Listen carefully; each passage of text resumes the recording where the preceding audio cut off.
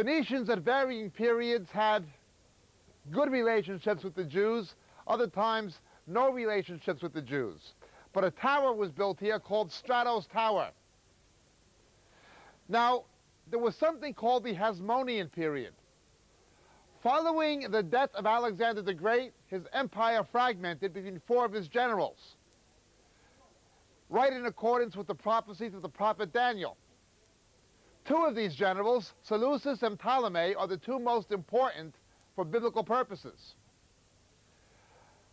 From the Seleucids came the line of Antiochus, the 1st, 2nd, 3rd, and the 4th, known as Antiochus Epiphanes, a major type of the Antichrist, who slaughtered a pig in the temple and put a statue of Zeus in the temple with his own features. We'll talk about this more in the future. To this, the Maccabees reacted, a family of priests. Much hardship, much internal betrayal, but finally the temple was rededicated.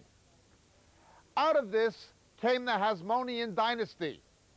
Now, there was a big problem with the Hasmonean dynasty.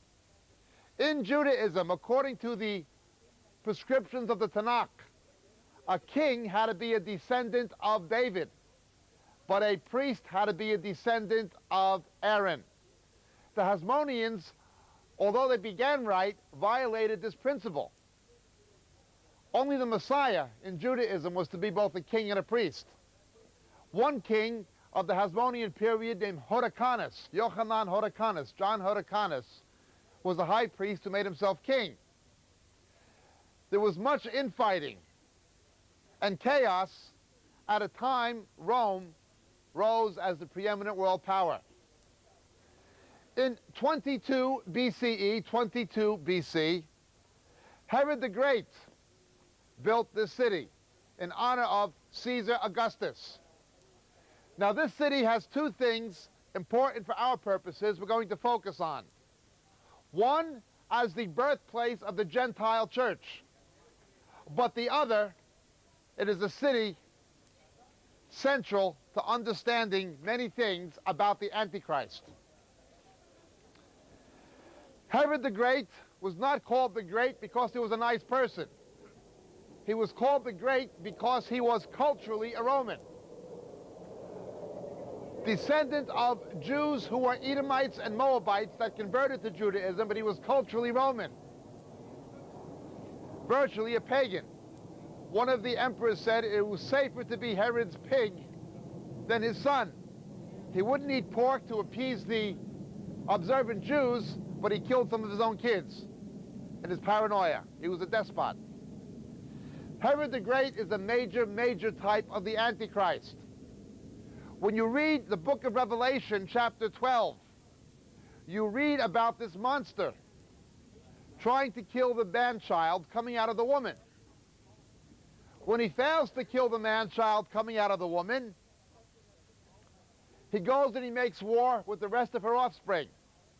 This replays the nativity narrative and what Herod the Great did. He tried to kill Jesus coming out of Mary. When he failed to do so, he killed all the male babies in Bethlehem. What the Antichrist will do in Revelation replays Herod the Great. Each of the Herods teaches something about the Antichrist to come. This despot who does not want Jesus to come back and take the dominion away from him. The way that Herod was afraid that Jesus would come and take the dominion from him is the way Antichrist will be afraid of what the return of Christ will mean.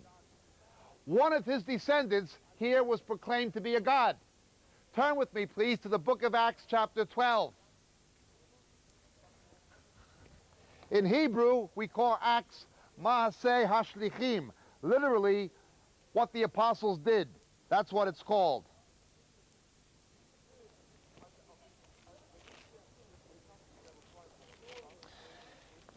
In verse 19, and Herod had searched for him, and when he had not found him, he examined the guards and ordered that they be led away to execution. And he went down from Judea to Caesarea, and there he was spending his time. Caesarea was the provincial Roman capital, a huge port and the 4th biggest city in the Roman Empire, probably the world at that time.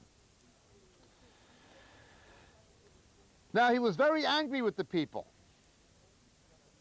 of Tyre and Sidon. And with one accord they came to him, and having won over Blastus, the king's chamberlain, they were asking for peace, because their country was fed by the king's country. And on an appointed day, Herod, having put on his royal apparel, took his seat on the rostrum and began delivering an address to them. And the people kept crying out, "The voice of a God and not a man." And immediately an angel of the Lord struck him, because he did not give God the glory, and he was eaten by worms and died. Whenever you see a man proclaimed as God other than Jesus, it teaches something about the Antichrist. Indeed, it is spirit of Antichrist. You know, I was shocked in South Africa several years ago. I watched an interview with the Dalai Lama. The Dalai Lama said there's no God, no creator in our belief. We're different than Christians and Jews, but we can still be one with them, because we can close our eyes together and meditate about peace. But although he says there's no God, he allows himself to be worshipped as a reincarnation of the Buddha. He's just in Israel, Dalai Lama. Now this is an outrage. This is the spirit of Antichrist. Here in Caesarea, quite possibly in the Roman amphitheater, where we are, Herod allows himself to be proclaimed a god. Notice it's because he was giving the people food. No one will be able to buy or sell without the mark of the beast. People's sustenance will be dependent on the Antichrist and be willing to proclaim him as a god. This teaches something very, very significant about what will happen in the future. But again, as the Lord will destroy Antichrist with the breath of his coming, so the judgment of God fell on Herod, a man who allows himself to be proclaimed as God. And again, you find the same phenomena we spoke about yesterday. A Mongol Jew, a counterfeit Jew of some description, claiming to be of the Jews, but really somebody who's somehow false in some way. In any event, the Hasmoneans began to disintegrate due to infighting and a lot of other complications. A lot was happening in the world at the Battle of Actium with Antony and Cleopatra. Out of all this chaos, the triumvirate began to rule Rome. And of all things, the Jews invited somebody in. The Roman general Pompey. Pompey enters the Holy of Holies. Whenever you see somebody other than Jesus in the Epistle to the Hebrews, or the high priest on Yom Kippur, the Day of Atonement, whenever you see somebody entering the Holy of Holies, it's a type of the Antichrist. It's a defiling.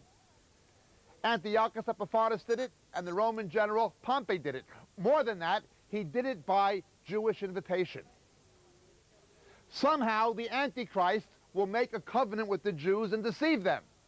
He will come surreptitiously, but by invitation. Once he got in, once the Romans got in, the Romans betrayed the Jews, and they realized they'd been swindled. They got more than they bargained for. So too, this is exactly what will happen with what we call Sodom Mashiach, the Antichrist. He'll come by some kind of invitation. Now already when I see the Dalai Lama and the Pope coming in, there's a problem. There's a frightening problem. The stage is being set for something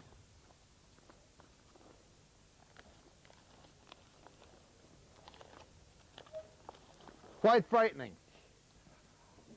I have a picture of the Pope recently in the Middle East kissing the Koran. I will show it to you. He came, may I add Yeah. something? He came in the day of Purim. Very significant. Yes, he came in Hag Purim. And he was on the Temple Mount at the very feast. Yes. We're told in the Epistle of John, that which denies the father and son relationship is Antichrist. Islam says God has no son, in the Surat and the Quran. And on the periphery of the Dome of the Rock, on the Temple Mount, as we shall see, it has that quotation, God has no son, right on the Temple Mount. This is what we call a Shekutza Meshomem, an abomination of desolations. It is not the ultimate one of Daniel and Jesus, but it is one that teaches about the one to come. So the Quran teaches this, and you have the Pope coming, kissing this book. A book that is vehemently anti-Semitic and anti-Christian. Calls for jihad, holy war, against us, against the infidel, as Muslims see it. Now understand this. The emperor's title was Pontificus Maximus, the pontiff. He was the head of the pantheon of pagan Rome, and this was a pagan Roman city, courtesy of Herod. Once more, it was built in honor of Caesar Augustus. Caesar Augustus was the first Roman emperor deified in his lifetime. He was also the emperor when Yeshua came the first time. And to gain economic control of the known world, he numbered people with the census. Not a literal number, but he counted their heads. That is the census you see why Jesus was born in Bethlehem. Mary and Joseph had to go to Bethlehem. The pontiff wanted to number everybody to economically control the known world. Again, a type of the Antichrist. Now, of course, when Constantine the Great moved his capital from Rome to Istanbul, he bequeathed the imperial properties to the pontiff. What happens? The pontiff takes, the pope takes the title pontiff and becomes the heir of the emperors. The kissing of the ring, the kissing of the shoes, this all comes from emperor worship. It's more than a coincidence that the Roman papacy has an interest in this nation and in Jerusalem particularly. Pay attention. I'm not saying anything more than watch out. If Cardinal Jean-Marie Lustiger of Paris becomes a future pope, be careful, he's an ethnic Jew. And he's a fanatical Catholic. Jean-Marie Lustiger. Probably will be, by the way. Many people say that he's the candidate. And if he does, don't be surprised if he takes the name Peter. Be careful. But let's go back now to this pagan Greco-Roman city. We have the Romans, Roman emperors.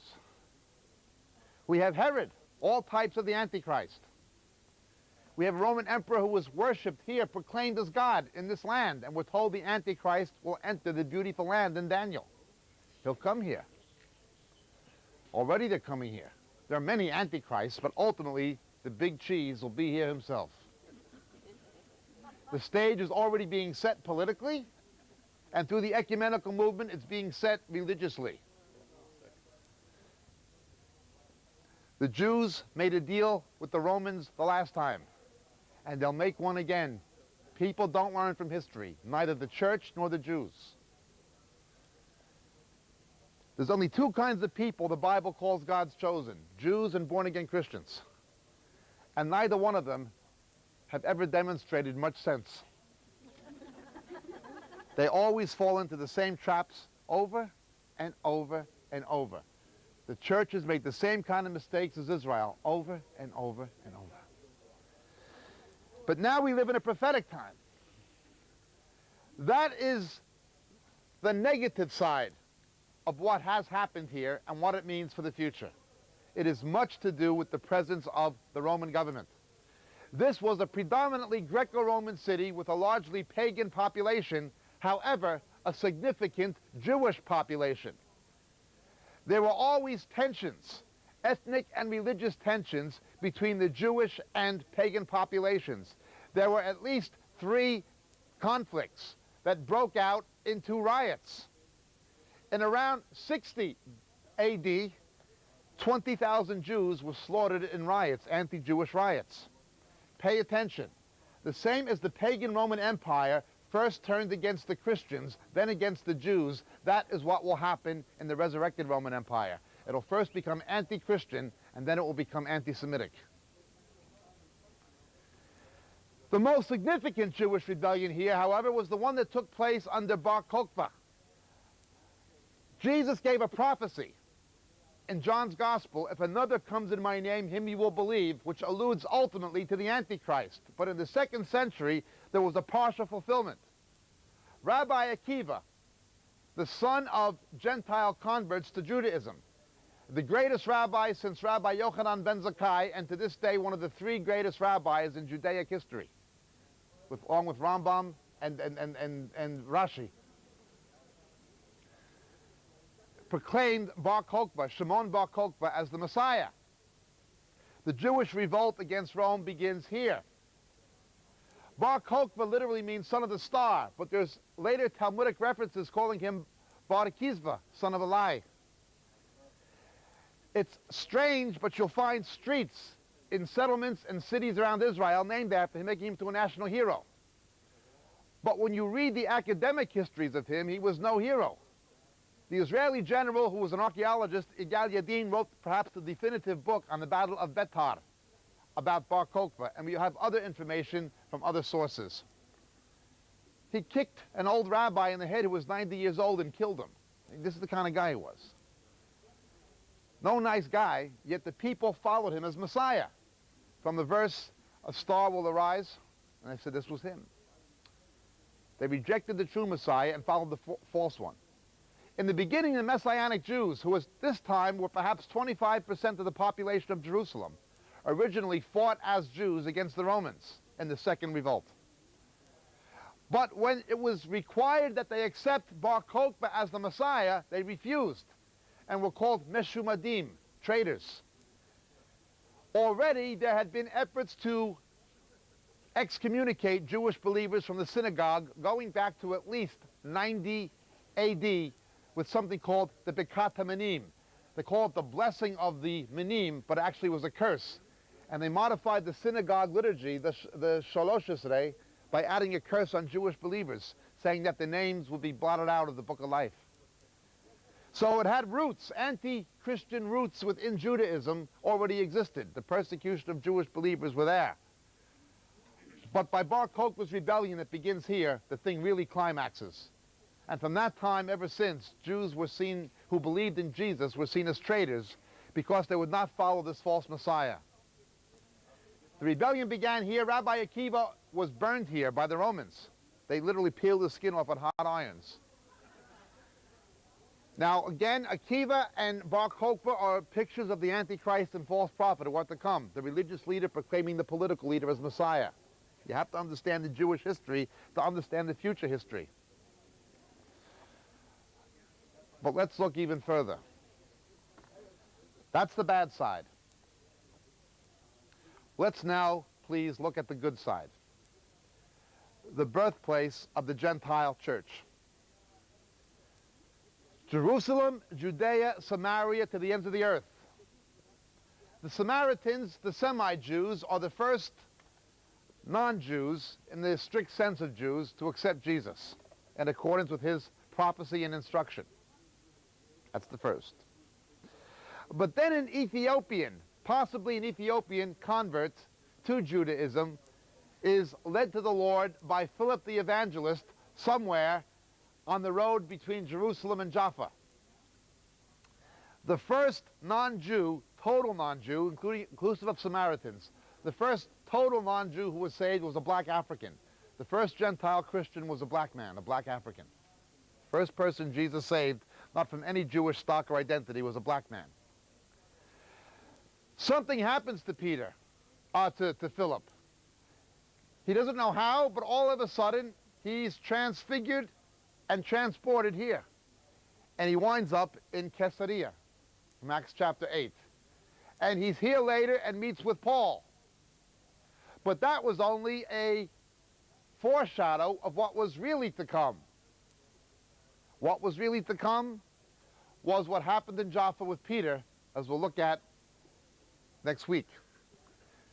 Peter is given this vision and told to come here to the house of Cornelius, an official of the occupying Roman army. And we have the first Gentiles who were saved. Now, Paul was the apostle to the Gentiles. But it was necessary for Peter and the original 12 to see the first Gentile saved. Why? Because the charge would later be made, that we see alluded to in both Acts and Galatians, that Paul began another Christianity, different than the original one. Today, you have two kinds of rabbis. You have what I call schlockhouse rabbis. They'll just say something like, the gospel is the goy spiel. It's a Gentile distortion of the Jewish scriptures.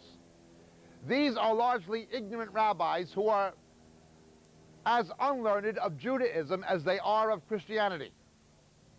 But then there are the academic rabbis, who are usually professors, as well as rabbis. Jacob Neusner in the United States, Pinchas Lapid and David Flusser here from Hebrew University. They admit the Jewishness of the New Testament. They even admit that the resurrection of Jesus is irrefutable from a Jewish perspective, in Pinchas Lapid's book on the resurrection of Christ. Neusner says that the New Testament is the pivotal Second Temple period Jewish literature between the intertestamental apocryphal books and the early Midrashim, the Midrashic literature. But their argument is that Paul began another Christianity. Now, in his infinite wisdom, the Lord knew that there'd be people who say this. Liberal higher critics in Protestant circles have raised these arguments.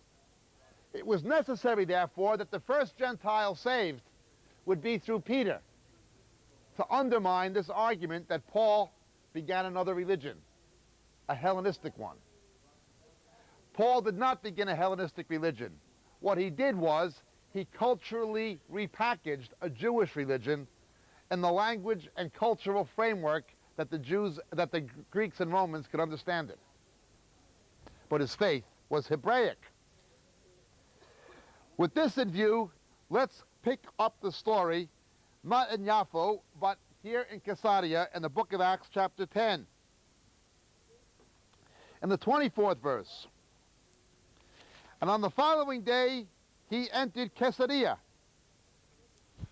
Now Cornelius was waiting for them, and had called together his relatives and close friends, and when it came about that Peter entered, Cornelius met him and fell at his feet and worshipped him. But Peter raised him up, saying, "Stand up, I too am just a man." Now what the book of Acts, looked at as a literary unit, is trying to do is this. Peter refused worship by the Romans. Herod accepts it here in Caesarea. You understand? It's trying to show a parody, a contrast. And as he talked with him, he entered and found many people assembled, and said to them, "You yourselves know that how unlawful it is for a man who is a Jew to associate with a foreigner or to visit him.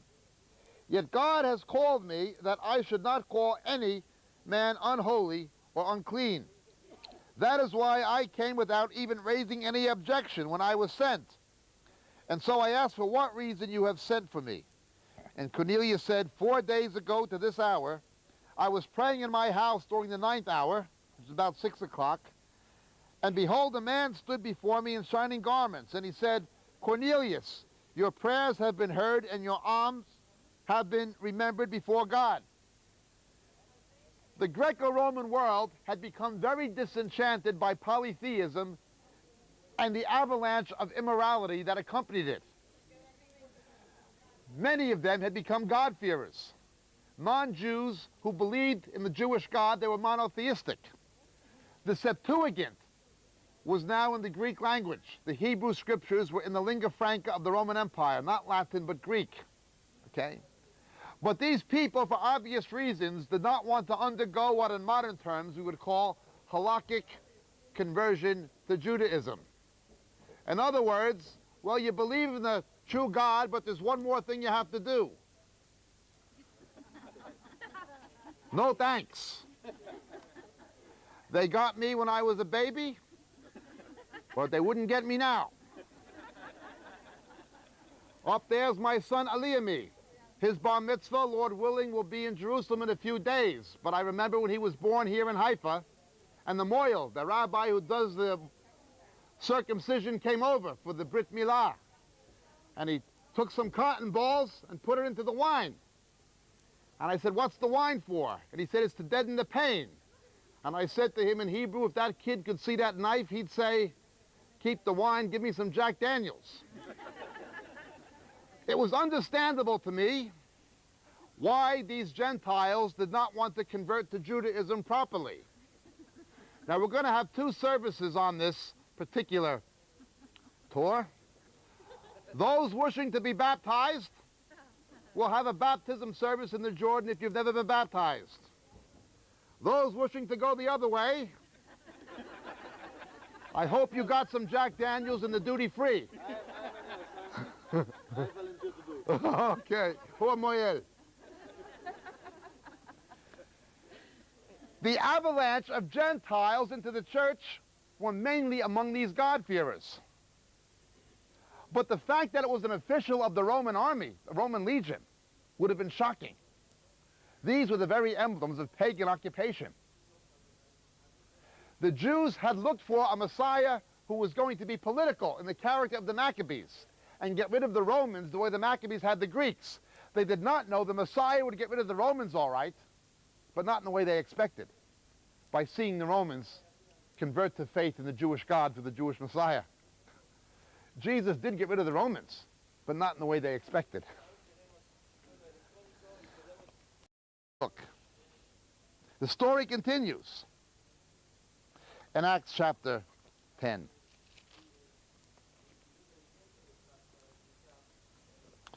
And as he talked with them, he entered and found many assembled. Send therefore to Joppa, in verse 32, and invite Simon, who is also called Peter, to come to your house. He's staying in the house of Simon the tanner by the sea. And so I sent to you immediately, and you have been kind enough to come. Now then, we are all here present before God to hear all that you have been commanded by the Lord. And opening his mouth, Peter said, I most certainly understand now that God is not one to show partiality, but in every nation, the man who fears him and does what is right is welcome to him. Now, the word for nation in Greek is ethnon. The word for nation in Hebrew is goy. Lo yisa goy v'goy herev. Nation shall not lift sword against nation. The Hebrew word for Gentiles means from the nations. And so the story continues. The word which he sent to the sons of Israel, preaching peace through Yeshua HaMashiach, through Jesus Christ, he is Lord of all. You know yourselves that which took place through all Judea, beginning from Galilee after the baptism which John proclaimed. You know of Yeshua HaNotzri, Jesus the Nazarene, how God anointed him with the Holy Ghost and with power, and how he went about doing good and healing all who were oppressed by the devil, for God was with him. And we are witnesses of all the things he did both in the land of the Jews and in Jerusalem. And they also put him to death by hanging him on a cross. God raised him up on the third day and granted that he should become visible, not to all the people, but to witnesses who were chosen beforehand by God, that is, to us who ate and drank with him after he rose from the dead. Now, whenever you see a resurrection from the dead in the Bible, you'll find eating.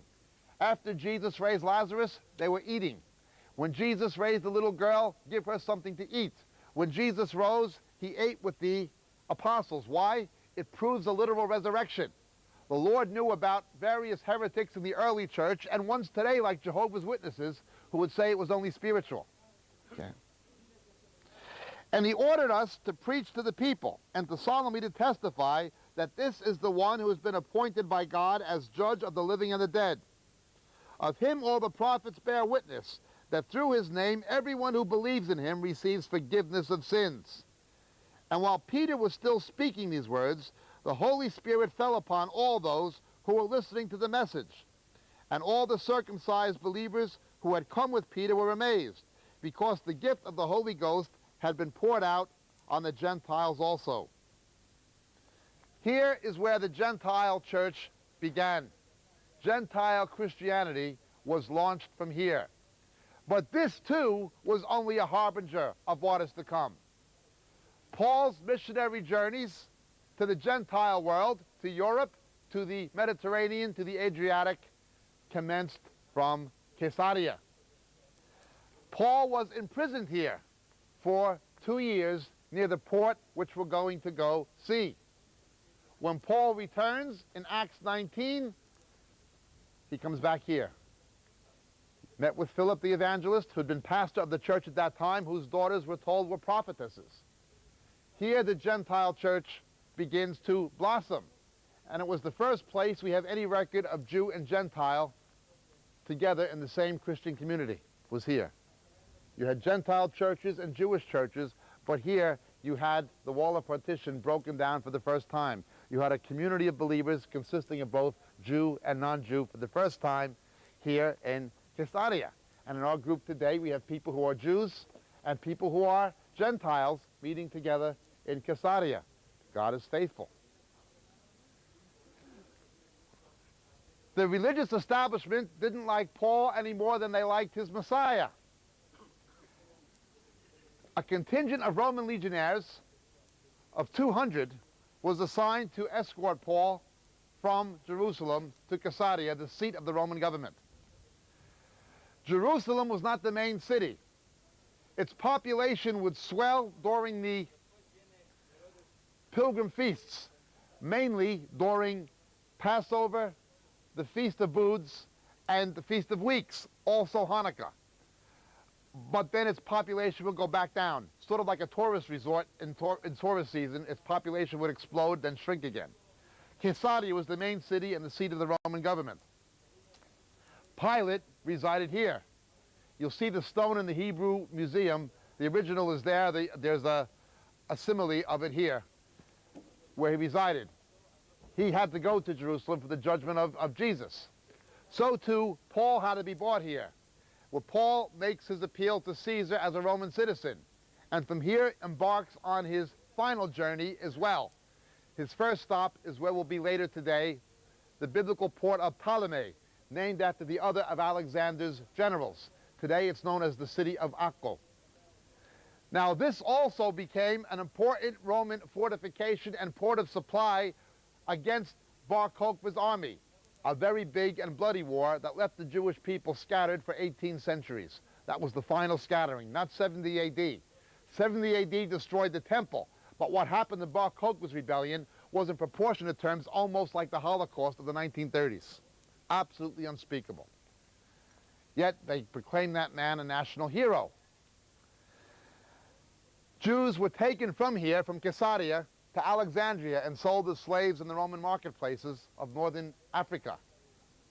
The diaspora, they've just begun to be exported out of this port. This is where the Jewish exodus saw its western and southern venture point out of the land. From here, we will move on to the Middle Ages. Crusades had 3 major ports along the Mediterranean coast and a number of minor ones. The largest in the central coastal plain was here in Caesarea. Akko was the one in the north. This was a major Crusader stronghold. The Crusaders lost it, then recaptured it. You know the story of Richard the Lionhearted from England. Against the background of Robin Hood and all this, this is where Richard the Lionhearted came. We called them the Tzalbanim. They established a Latin state for some generations before they eventually lost it to Salah ad-Din at the Horns of Hattin. We'll talk about that further when we get to Galilee and Jerusalem. But again, it becomes a major Crusader port. The ingenuity of Herod was incredible. Perhaps his ingenuity teaches something about the kind of ingenuity the Antichrist will similarly hold, to be able to deceive people. He would actually take ships and sink them, having this kind of stone that when it interacted with salt water, it would harden, and he actually would sink the ships to artificially construct a bulkhead. And that's how we made the harbor in 2 or 3 sections. It's still, perhaps, according to National Geographic magazine, the most interesting underwater archaeological site in the world is Caesarea. People are going down there all the time with scuba gear and so on, even miniature submarines looking for things.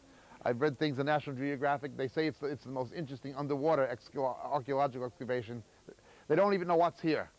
Most of what you see around is in here. There was a hippodrome, one of the largest in the Roman Empire. They know roughly where it was, but it's never been excavated. Today you have Hollywood film stars and wealthy diasporic Jews. Everyone, I'm told, from Sylvester Stallone to the Panamanian dictator Manuel Noriega to Lord Rothschild have homes here in Caesarea. So it's going to prevent excavations because people who have those kinds of houses don't want someone digging in their garden. We don't know all of what's here. I think the archaeological treasures beneath us are more than we can fathom. They're always digging and looking for things. But we do know this. Something incredible happened here. Every Gentile Christian, everybody here who isn't Jewish, who believes in Jesus, the birth of your church, of the Gentile church, was right where we are. Everyone. It was the first place where Jew and Gentile were in a Christian community together. Anywhere in the world was here. And we have that now. But terrible things happened here. Terrible things happened here for the church, and terrible things happened here for the Jewish nation and the Jewish people. And those terrible things that happened here are foreshadows of things that are going to be recapitulated in the last days. They'll again make a deal with Rome. And the papal visit of last week, dear friends, this is not past history. This is not even future history. This is present history. Amen.